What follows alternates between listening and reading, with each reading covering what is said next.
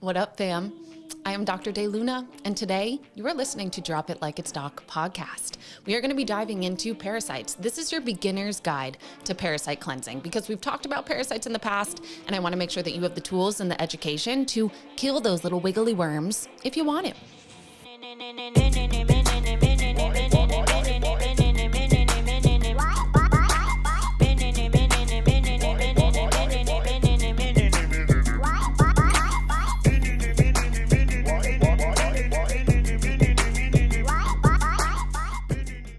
So my friends, you know that I am passionate about detoxing and cleansing. And those of you that have been along for the ride probably watched my Itchy Bomb Bomb episode talking all about parasites and common signs and symptoms that can show up. And I may or may not have convinced you that you have 1, 2, 3, a million parasites inside of you. So today's episode, of course, we're going to touch on some of the signs and symptoms just in case you missed that first episode. But really, this is all going to be practical things that you need to know so that if you want to cleanse them out of you, you know what to do. Because I get so many questions, and the truth is that everyone needs a little bit of a different variation of this cleanse. So hopefully at the end of this, you'll know what you need, what your body needs, and you'll have those questions answered. So here we are. I'm in the United States of America, and in this country, it's very interesting because so many humans do not think that parasites could be an issue here. They think that it might be if you travel to Southeast Asia or something like that. But let me tell you, honeys, we got parasites here. The whole world has parasites. The world does not have boundaries. It's not like parasites cannot cross between states or between countries. They are everywhere. And let me tell you how you can get them. I have some people tell me that because they're vegan, they can't get parasites.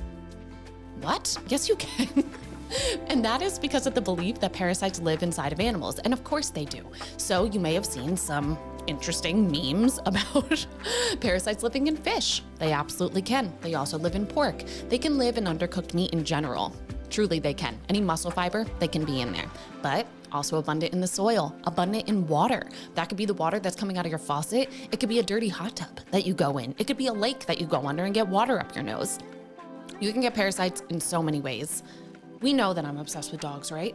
We know that my dogs sleep in my bed. We know that I kiss my dogs on the snout.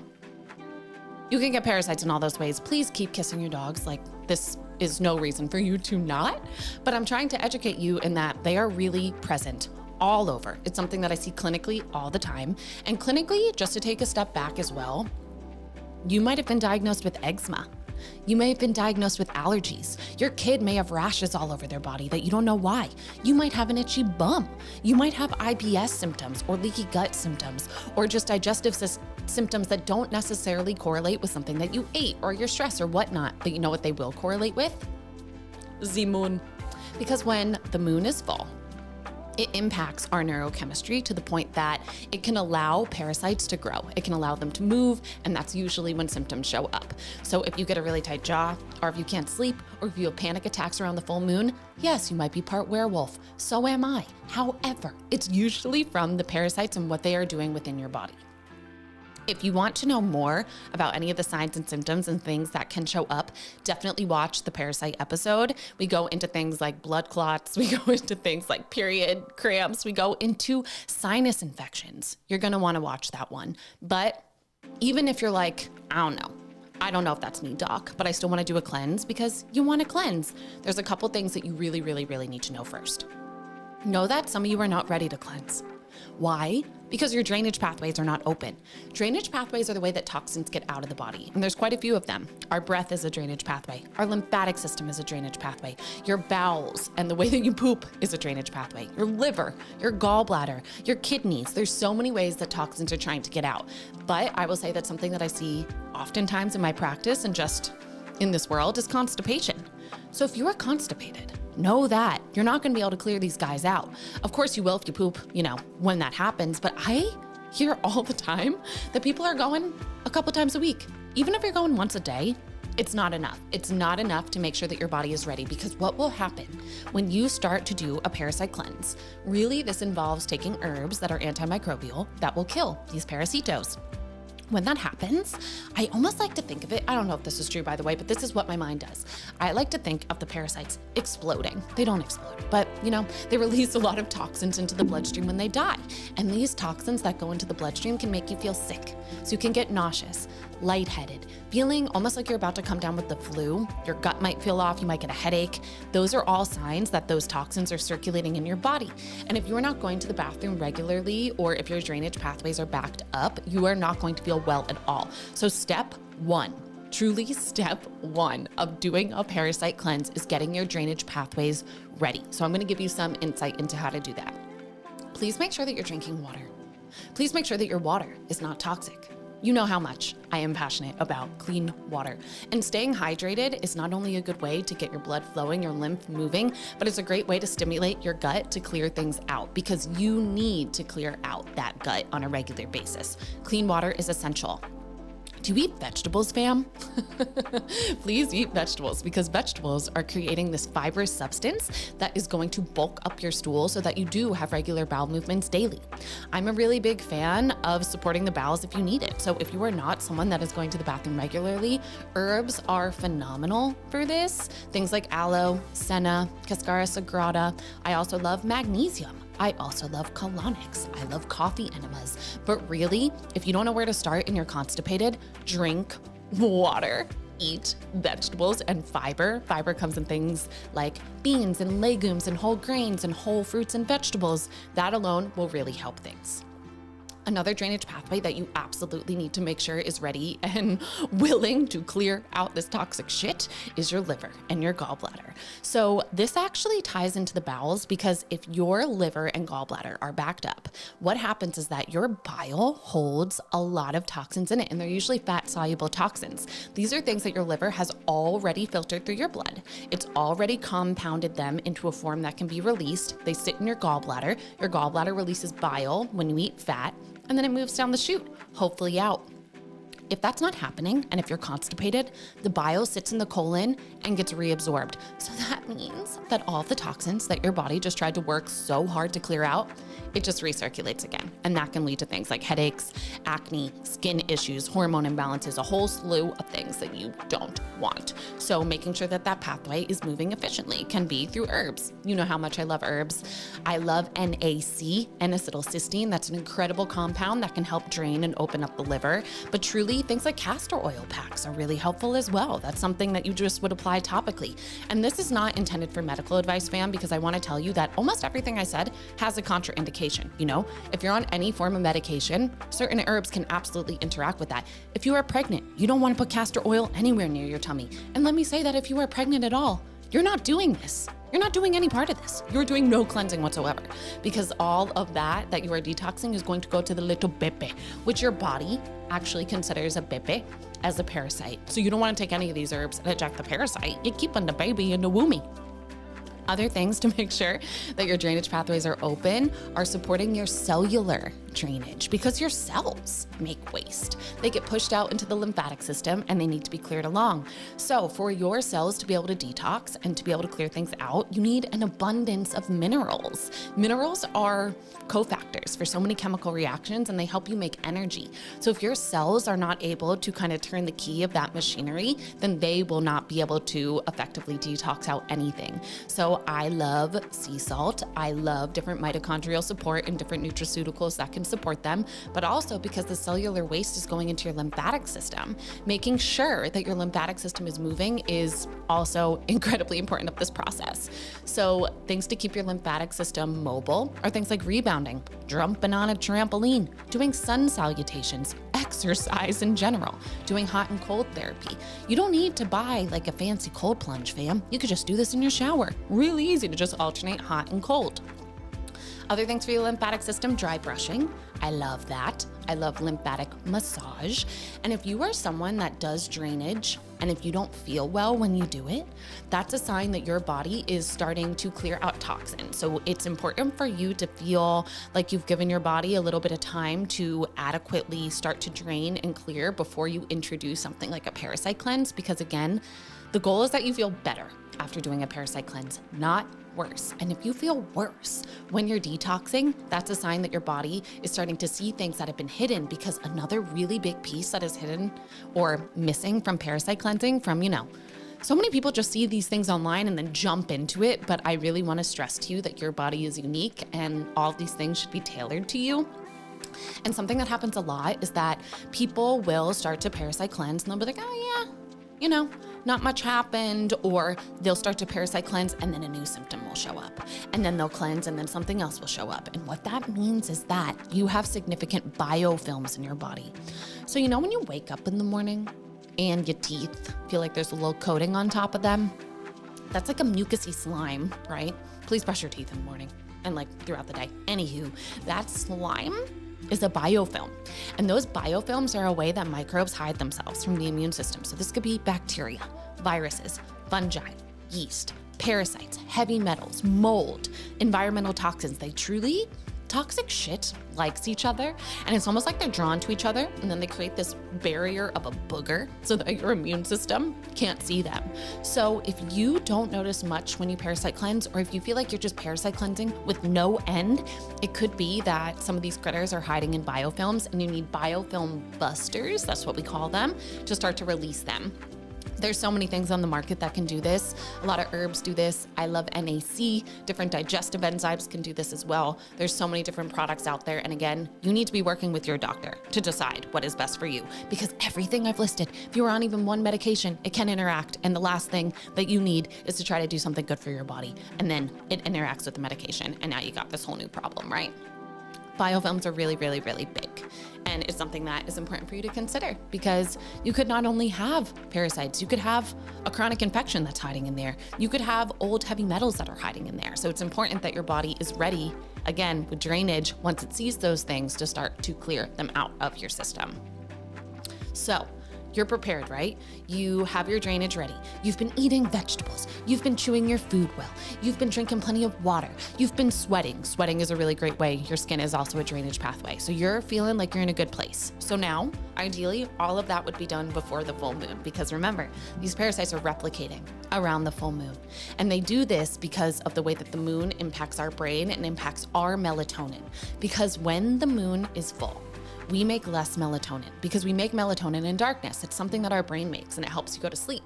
And when the moonlight is full, you make less melatonin, you make more serotonin, and serotonin makes worms wiggly. So then they start to squiggly wiggly, sometimes in your little bomb, and you get itchy, sometimes in your gut, and your gut will talk to you. But regardless, remember that if anything starts to talk to you around the full moon, this may be a cleanse that you want to do.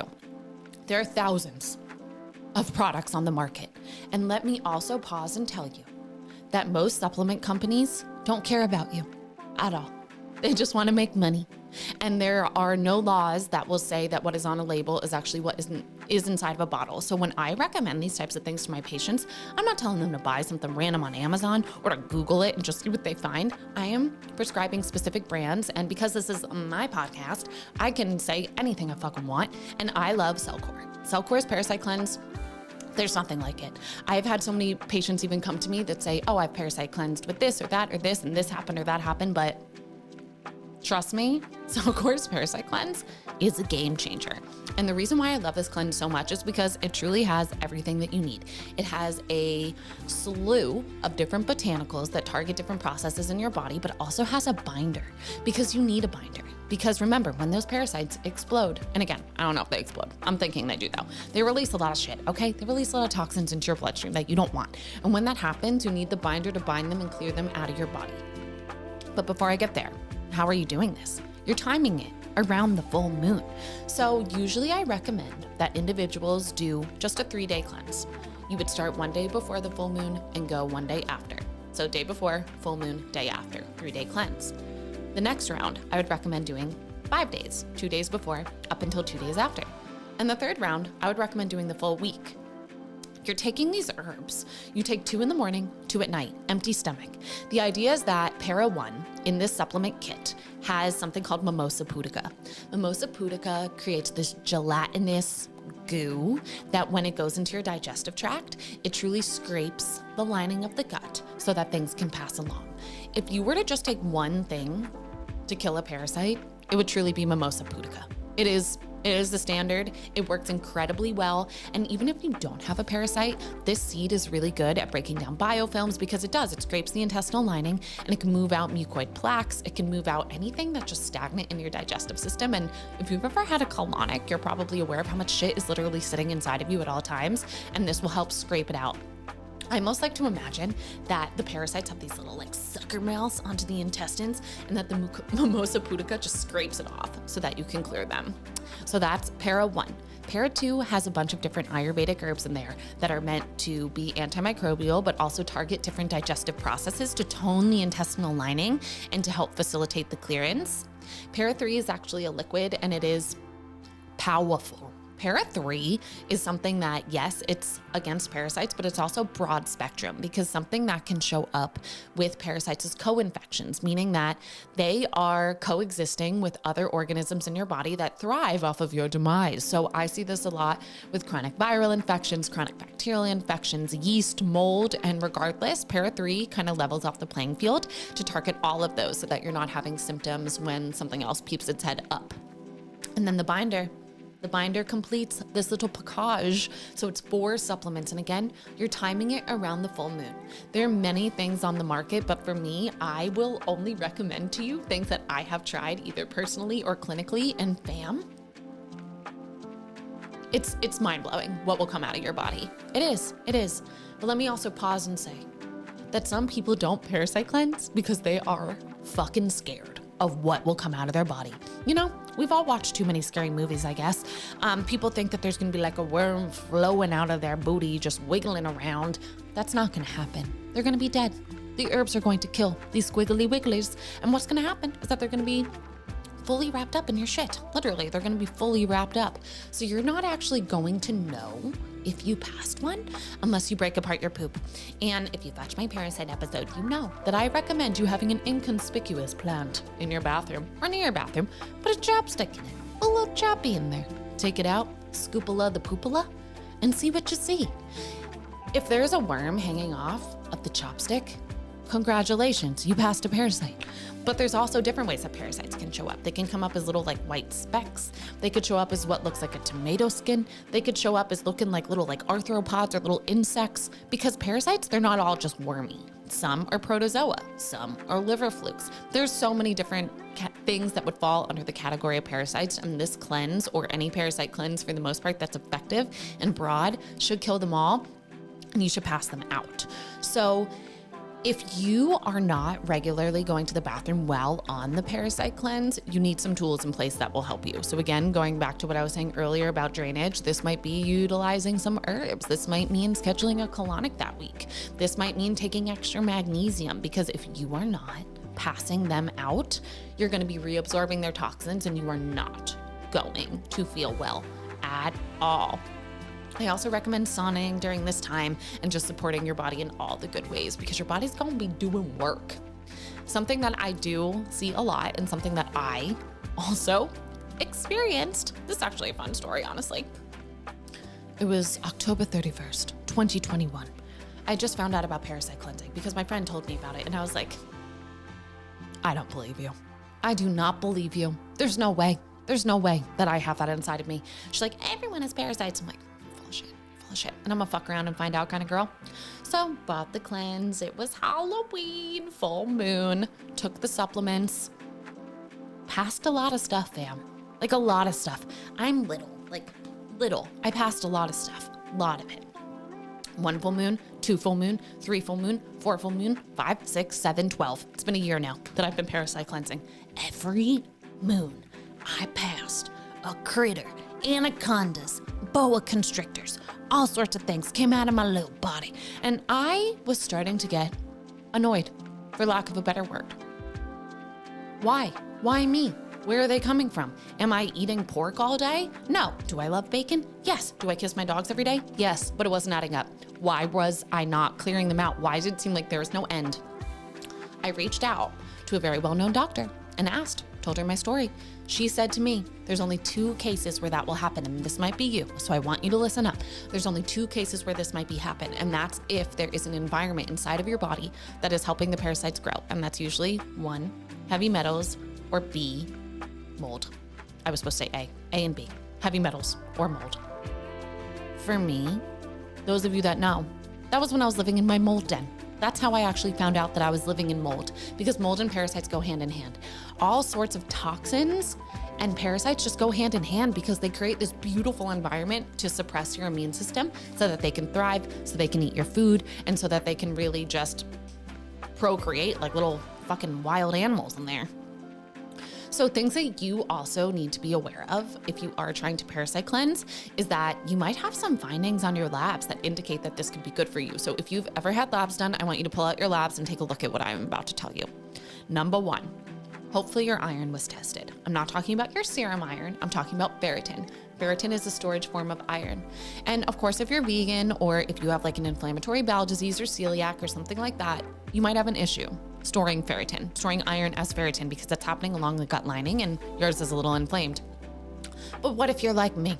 And if you eat a steak every day, and if you've done all the gut health things, and if you've healed your gut and you're feeling good, and you don't think that any of that is a piece of your picture, and your ferritin is still low, that is almost always, my babe, due to parasites. Ferritin under 50. Look at your labs. If it's under 50, I want you to start to consider that this could be part of your picture. Something else is that you probably got a complete blood count with differential done. This is a pretty standard lab. Sometimes they don't do the differential. The differential just tells you what arm of the immune system is active. And in something like parasites, there's usually two things that you can find on a complete blood count. One is that your eosinophils might be high. Eosinophils are part of the immune system that are a part of the Th2 arm of the immune system. If you're a nerd, you might know that. If not, it doesn't matter. But what you need to know is that this part of the immune system is truly only active in two things. One, allergies. So if you have allergies, you might have parasites. Or two, parasites. And let me just touch on what I just said. I love when someone comes to me saying that they have allergies or eczema, we parasite cleanse them, and then their allergies and their eczema completely resolves. And that is because those things, allergies and eczema, they show up from high histamine. High histamine will result because your body is stimulating that arm of the immune system. Eosinophils, mast cells, they release histamine into the body. But if that trigger was parasites the whole time, that's the root cause, you can clear it. And I've had dozens of patients where that is the case. And it's truly one of my favorite things where they've suffered with eczema, maybe even since they were a kid. Because, you know, kids are playing outside, they're eating dirt, they're running around barefoot, they're licking animals. Kind of easy to get a parasito, truly. Other thing that you can see on labs is basophils. Basophils are a different arm of the immune system. They are very active in intestinal inflammation and tissue injury. So if your basophils are elevated, I also want you to start to consider parasites. But even going back now to the biofilm piece I was saying, if you've run labs and if your functional medicine practitioner even cares about this stuff and is like, you know, your eosinophils are normal, your basophils are normal, everything's looking good, I don't think you have parasites. Even though your butt itches every full moon, I just don't think that you have parasites.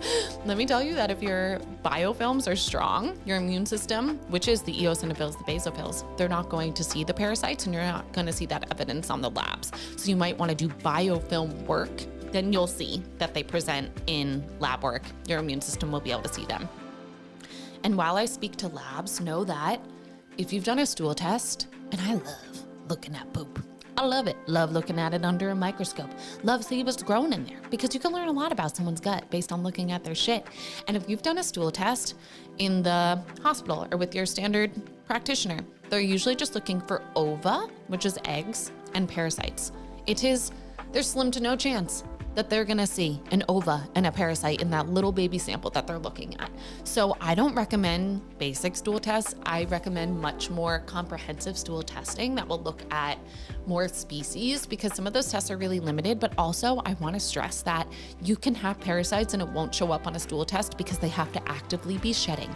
And for you to get your stool analyzed, you poop in a cup, there's a little baby spoon, a little tiny spoon, and they scoop it and that's what they test. So obviously in a little baby spoon, like truly smaller than your pinky nail, if they scoop it and look at it under a microscope, can an anaconda be in that? Just like quick question for you. Can there be an anaconda in there?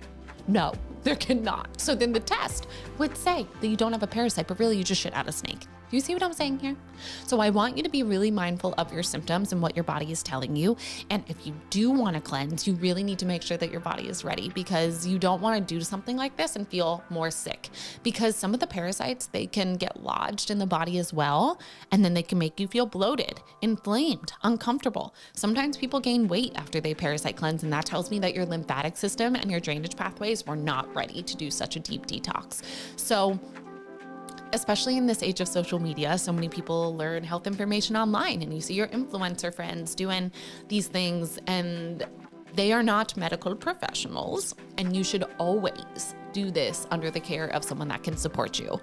And in case you didn't realize, fam, I fucking love this. I would love to be the person to support you in pooping out an anaconda and getting rid of your allergies and clearing up your eczema for good. And I would be able to guide you as far as what steps need to take place for your body to be ready, because some people's dosing is different based on the medications you're taking. Things need to tweak based on all of your history. Things can be modified. So I encourage you to work with someone that wants to help you figure that out. Naturopathic doctors are amazing. Functional medical practitioners are amazing. I love Cellcore for the parasite detox, and they have practitioners that work through them that you can reach out to based on where you are in this country. But I hope that this episode educated you on some things that you could do to prepare your body, some things that can come up in the parasite cleansing world. And also, if you want to learn more, please listen to my first episode on parasites, because I'm going to gross you out and I'm going to convince you to shit out an anaconda. All right, fam, it's been a pleasure talking to you about some of my favorite things. If you have any questions about parasite cleansing, please leave them in the comments below, because I would love to answer them for you. Thanks for being my favorite. Mwah.